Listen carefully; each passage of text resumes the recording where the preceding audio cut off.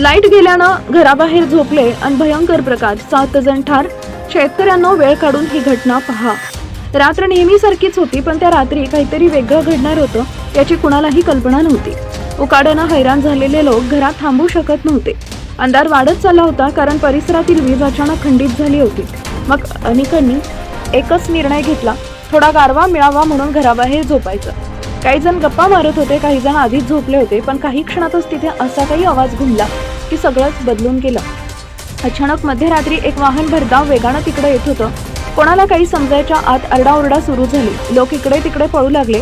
काहींना उठायलाही वेळ मिळाला नाही. क्षणात संपूर्ण परिसरात गोंधळ उडाला. जखमी लोक मदतीसाठी ओरडत होते, तर आजूबाजूचे लोक धावत घटनास्थळी पोहोचत होते. अनेकांना तातडीनं रुग्णालयात नेण्यात आलं, पण तोपर्यंत खूप उशीर झाला होता.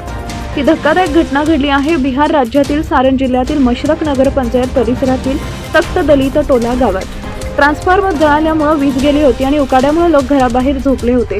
त्याचवेळी नियंत्रण सुटलेल्या ट्रॅक्टरनं झोपलेल्या लोकांना चिरडलं. या भीषण दुर्घटनेत 7 जणांचा मृत्यू झाला, तर अनेक जण गंभीर जखमी झाले.